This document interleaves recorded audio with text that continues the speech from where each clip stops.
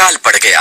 Elimelech, Naomi और उनके पुत्र भोजन की खोज में मोआब को गए। एलीमेलेक मर गया। पुत्रों ने मोआबी स्त्रियों ओरपा और रूत से विवाह कर लिया।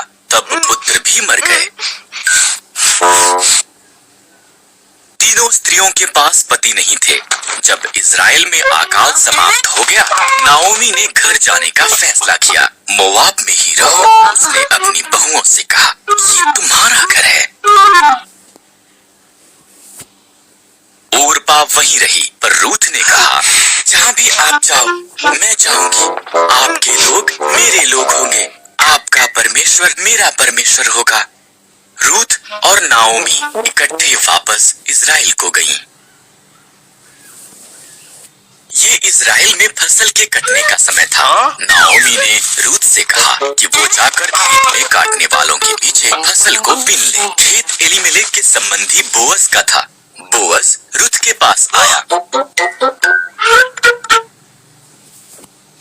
तुम नाओमी के साथ बहुत अच्छी रही हो, बोअज ने कहा। घर छोड़ना मुश्किल रहा होगा, परमेश्वर तुम्हें आशीष दे। उसने रूथ को भोजन दिया और अपने जवानों को उसकी देख रेख करने को कहा। रूथ ने नाओमी को बताया कि क्या हुआ था। नाओमी मुस्कुराई। जब कोई मरता है, उसका निकट संबंधी उसके परिवार की देखभाल करता है। वो व्यक्ति उनका निकटतम छुटकारा देने वाला संबंधी है।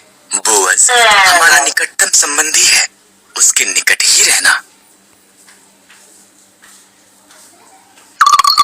इसलिए रूथ बोअज के निकट रही। वो हर दिन उसे और ज्यादा पसंद करने लगा। बोअज ने एलीमेलेक की जमीन खरीदी और नाओमी और रूथ की देखभाल की। तब उसने रूथ को उसके साथ विवाह करने के लिए कहा। रूथ से एक पुत्र ओबेद पैदा हुआ। ओबेद का पुत्र यिशै था।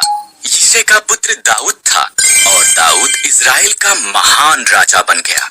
इसलिए परमेश्वर ने रूथ को आशीष दी, ठीक जैसा कि बोअज ने प्रार्थना की थी।